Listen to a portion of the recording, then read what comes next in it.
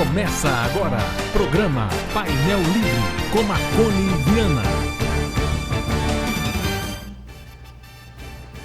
Olá, boa noite. Estamos começando mais um programa Painel Livre aqui pela TV Vale e hoje estamos recebendo promotor eleitoral, promotor de justiça, Dr. Luiz Gustavo Patuzzi Bortocello, está de volta aqui ao Painel Livre e hoje vamos falar sobre uma investigação que está acontecendo no Ministério Público sobre uma possível fraude no sistema de cotas nas eleições 2024.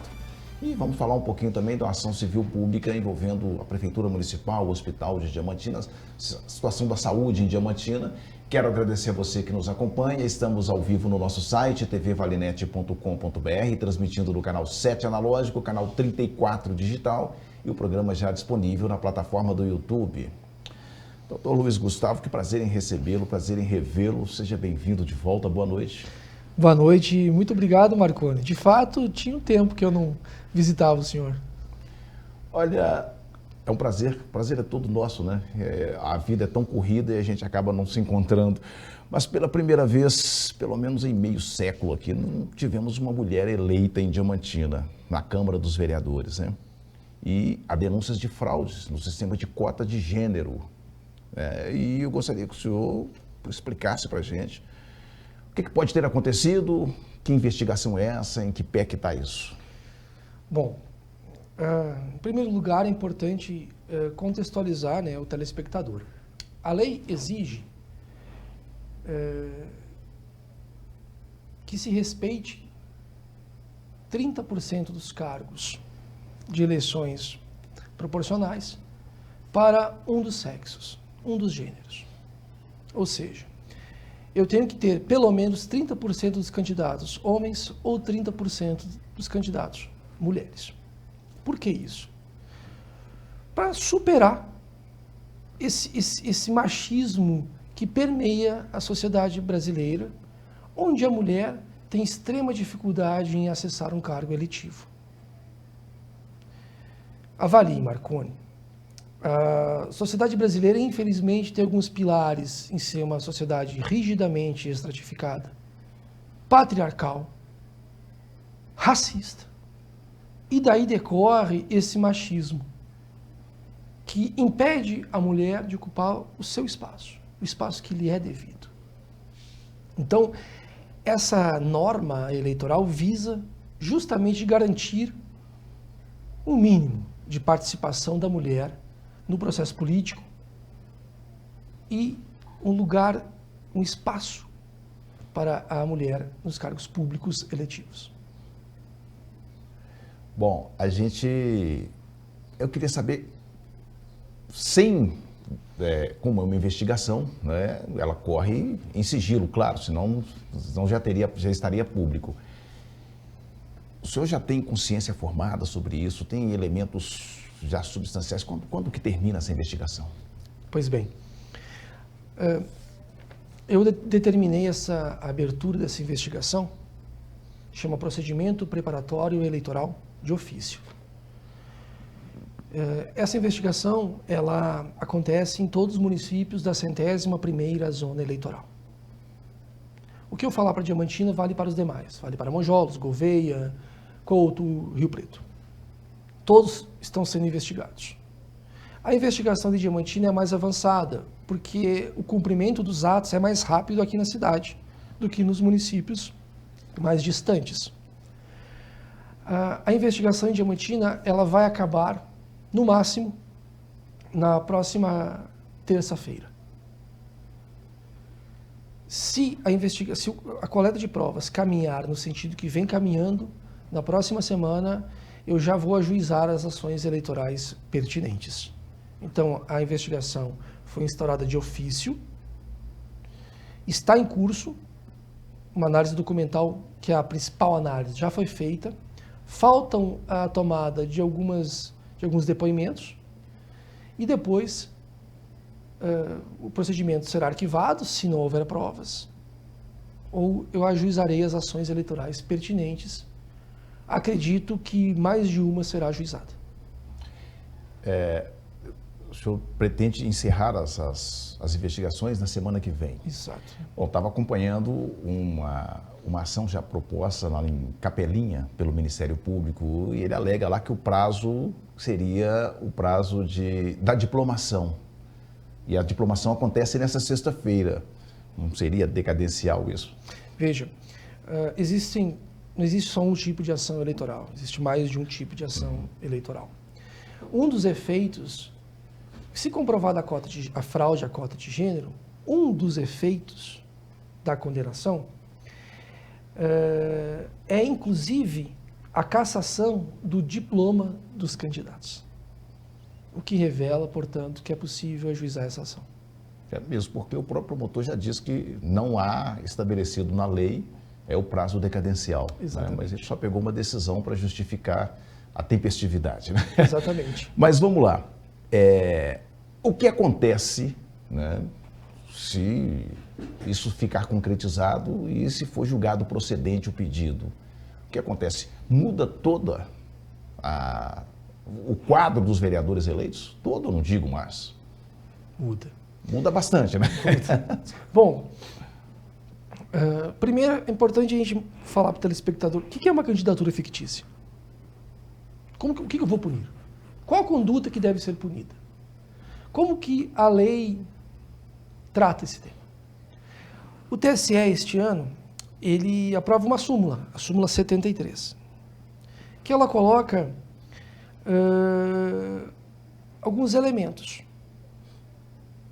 para configurar fraude à cota de gênero. Primeiro elemento, votação zerada ou inexpressiva.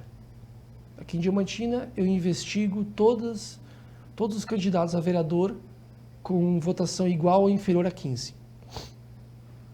Segundo, prestação de contas zerada, padronizada ou ausência de movimentação financeira relevante. O candidato tem que indicar uma conta bancária onde ele vai gerenciar, movimentar o dinheiro da campanha. Tem que prestar contas sobre isso. Muitas contas não têm movimentação alguma. Terceiro elemento, ausência de atos efetivos de campanha, divulgação, ou quando o candidato promove exclusivamente um terceiro candidato. Há candidatos que não fizeram nenhum ato de campanha. Mesmo registrando a sua rede social, sequer se deram trabalho de fazer uma mínima divulgação na sua rede social. Há um caso de pelo menos uma candidata que ela realizou atos de campanha para um familiar também candidato, e não para ela. Isso prova uma fraude à cota de gênero. E aí vem as consequências que tu acabaste de me perguntar. E elas são sérias, elas são graves. Primeira consequência. A gente deve... O telespectador pode pensar, bom, então quem paga é só a candidata que emprestou o nome, digamos assim. Não. O partido inteiro. Vereadores eleitos também, participando ou não do esquema ilícito. Vamos dar um exemplo. Digamos que o partido X elegeu 3 vereadores em Diamantina. Digamos que ficou comprovada fraude à cota de gênero no partido X. Qual a consequência disso? Os 3 candidatos eleitos perderão os cargos. A votação dada para aquele partido, para vereador, volta para o bolo, digamos assim, e o quociente eleitoral é recalculado. Vereadores derrotados podem assumir a cadeira a partir do ano que vem. Essa é a consequência primeira. Você refaz todo o cálculo porque os votos são anulados, eles não são nulos, eles são praticamente anulados. Exatamente, devolve para o bolo, digamos assim. Agora, esses requisitos, baixa movimentação financeira, falta de atos de campanha, isso é um ou outro ou são cumulativos? Depende muito do caso concreto. Em regra, nós estamos falando aqui em Diamantina de aproximadamente 20 candidaturas, tá? Em regra, eles vêm casados. A pessoa que emprestou o seu nome, por algum motivo que a gente pode discutir depois, ela, em regra, não faz ato de campanha, não movimenta a conta indicada, tem votação inexpressiva, mas necessariamente eles não são cumulativos. Digamos, é claro, que uma pessoa recebeu 10 votos e ela fez uma intensa campanha. Participou de carreatas, comícios, fez reuniões, corpo a corpo, movimentou um pequeno dinheiro que tinha à disposição na sua conta, mas só fez 10 votos. Isso não é uma candidatura fraudada, é uma candidatura fracassada, mas fraudada não. O caso concreto dá um melhor direcionamento.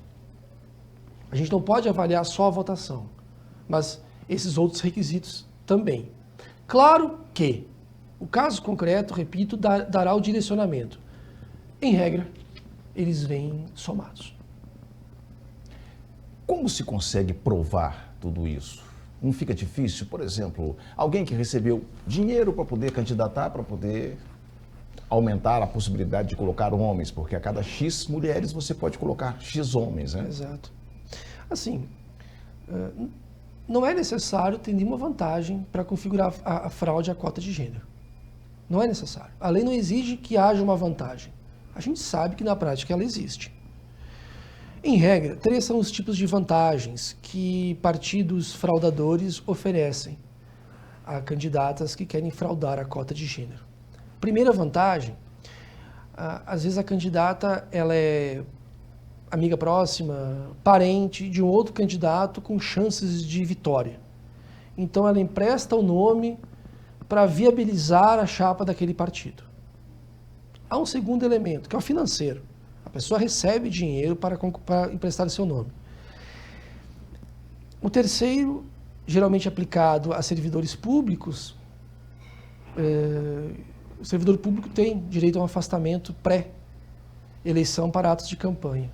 Muitas vezes o partido lembra aquele servidor dizendo: olha, fulano, olha, dona fulana, não quer ficar ali um tempo de férias em casa, sem precisar trabalhar, só emprestar seu nome aqui. Repito, não é necessário fazer esta prova do favorecimento pessoal. Não é. A prova, a partir da súmula do TCE, é objetiva, que nós já tratamos. Se houver prova deste favorecimento, o agenciador e a própria candidata podem, inclusive, praticar crime eleitoral. O cenário muda, piora bastante. Além das consequências que nós já tratamos, a justiça criminal entra em cena. Esse é um procedimento que corre em segredo de justiça a partir do momento de se ajuizar uma ação? Não necessariamente. Não há regra para o segredo de justiça, nem deveria, porque não há nenhum interesse privado a ser tutelado nesse caso. Esse processo, em regra, tem que ser público. Então, a partir da semana que vem, caso o senhor entenda que há elemento suficiente para poder seguir com uma ação, isso vai estar disponível no site do tribunal, por exemplo. Exatamente. As pessoas podem acessar o site do TRE e consultar o processo é público. As pessoas podem, inclusive, bater as portas da Justiça Eleitoral perguntando informações sobre o processo. Nas ações vai constar partido, vereadores porventura eleitos e vereadores que porventura fraudaram a cota de gênero. O senhor já foi procurado por algum candidato que porventura está sendo investigado para saber informação?